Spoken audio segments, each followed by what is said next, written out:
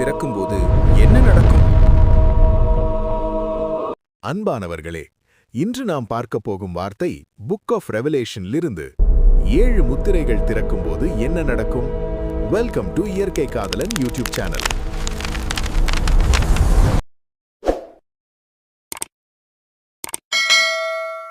பரலோக தந்தையே, இன்று உங்கள் வார்த்தையை புரிந்து கொள்ள எங்கள் இருதயங்களை திறந்து அருளும். இயேசுவின் நாமத்தில் ஜெபிக்கிறோம், ஆமேன். ஆட்டுக்குட்டியானவர் முத்திரைகளில் ஒன்றை உடைக்க கண்டேன். அப்பொழுது 4 ஜீவன்களில் ஒன்று என்னை நோக்கி, நீ வந்து பார் என்று இடிமுழக்கம் போன்ற சத்தமாய் சொல்ல கேட்டேன். நான் பார்த்தபோது இதோ ஒரு வெள்ளை குதிரையை கண்டேன்.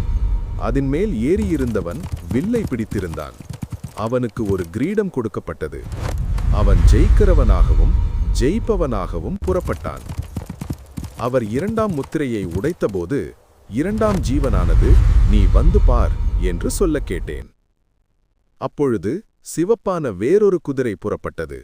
அதன் மேல் ஏறியிருந்தவனுக்கு, பூமியிலுள்ளவர்கள் ஒருவரையொருவர் கொலை செய்யத்தக்கதாக சமாதானத்தை பூமியிலிருந்து எடுத்து போடும்படியான அதிகாரம் கொடுக்கப்பட்டது. ஒரு பெரிய பட்டயமும் அவனுக்கு கொடுக்கப்பட்டது. அவர் 3ஆம் முத்திரையை உடைத்தபோது 3ஆம் ஜீவனானது, நீ வந்து பார் என்று சொல்ல கேட்டேன். நான் பார்த்தபோது இதோ ஒரு கருப்பு குதிரையை கண்டேன். அதன் மேல் ஏறியிருந்தவன் ஒரு தராசை தன் கையிலே பிடித்திருந்தான். அப்பொழுது 1 பணத்துக்கு 1 படி கோதுமை என்றும் 1 பணத்துக்கு 3 படி வார்கோதுமை என்றும் எண்ணெயையும் திராட்சரசத்தையும் சேதப்படுத்தாதே என்றும் 4 ஜீவன்களின் மத்தியிலிருந்து உண்டான சத்தத்தை கேட்டேன். அவர் 4ஆம் முத்திரையை உடைக்க கண்டேன். இதோ பூமி மிகவும் அதிர்ந்தது. சூரியன் கருப்பு கம்பளியைப் போல கருத்தது.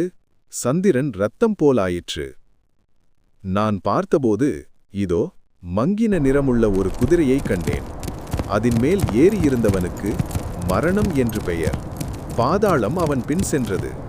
பட்டயத்தினாலும் பஞ்சத்தினாலும் சாவினாலும் பூமியின் துஷ்ட மிருகங்களினாலும் பூமியின் காற்பங்கில் உள்ளவர்களை கொலை செய்யும்படியான அதிகாரம் அவைகளுக்கு கொடுக்கப்பட்டது. அவர் 5ஆம் முத்திரையை உடைக்க கண்டேன். இதோ தேவவசனத்தின் நிமித்தமும் தாங்கள் கொடுத்த சாட்சியின் நிமித்தமும் கொல்லப்பட்டவர்களுடைய ஆத்துமாக்களை பலிபீடத்தின் கீழே கண்டேன். அவர்கள், பரிசுத்தமும் சத்தியமும் உள்ள ஆண்டவரே, தேவரீர் பூமியின் மேல் குடியிருக்கிறவர்களிடத்தில் எங்கள் இரத்தத்தை குறித்து எதுவரைக்கும் நியாய தீர்ப்பு செய்யாமலும் பழிவாங்காமலும் இருப்பீர் என்று மகா சத்தமிட்டு கூப்பிட்டார்கள்.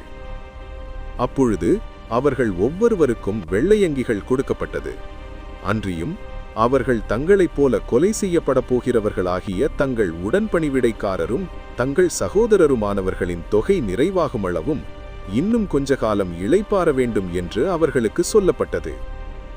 அவர் 6ஆம் முத்திரையை உடைக்க கண்டேன். இதோ பூமி மிகவும் அதிர்ந்தது. சூரியன் கருப்பு கம்பளியைப் போல கருத்தது. சந்திரன் இரத்தம் போலாயிற்று. அத்திமரமானது பெருங்காற்றினால் அசைக்கப்படும்போது அதன் காய்கள் உதிர்கிறது போல வானத்தின் நட்சத்திரங்களும் பூமியிலே விழுந்தது. வானமும் சுருட்டப்பட்ட புஸ்தகம் போல ஆகி விலகிப் போயிற்று. மலைகள் தீவுகள் யாவும் தங்கள் இடங்களை விட்டு அகன்று போயின. வெளிப்படுத்தின சுவிசேஷத்தில் எழுதியிருக்கிறபடி இப்போது நடந்து கொண்டிருக்கிறபடியால் காலம் இனி செல்லாது. நாம் மனம் திரும்ப வேண்டும். தேவனின் வருகை சமீபமாக வரப்போகிறது. முத்திரைகள் அனைத்தும் உடைக்கப்பட்டு கொண்டிருக்கிறது. நாம் மனம் மாறி தேவனின் மிகுந்த கிருபைக்குள் வரவேண்டும். ஜெபிப்போம். பரலோக பிதாவே, உம்மை நோக்கி பார்க்கிறேன். உம்முடைய வருகை மிக சமீபத்தில் இருக்கிறது என்று நடக்கும் நிகழ்வுகள் பார்த்து அறிந்து கொண்டோம். பிதாவே, எங்களை மன்னித்து உம்மிடம் சேர்த்துக் கொள்ளும். கர்த்தாவே, இந்த வார்த்தையை கேட்ட ஒவ்வொருவரும் மனம் திரும்பி உம்மிடத்தில் வர அருளும். எங்களை தயார்படுத்தும். இயேசுவின் நாமத்தில் ஜெபிக்கிறோம் நல்ல பிதாவே, ஆமேன்.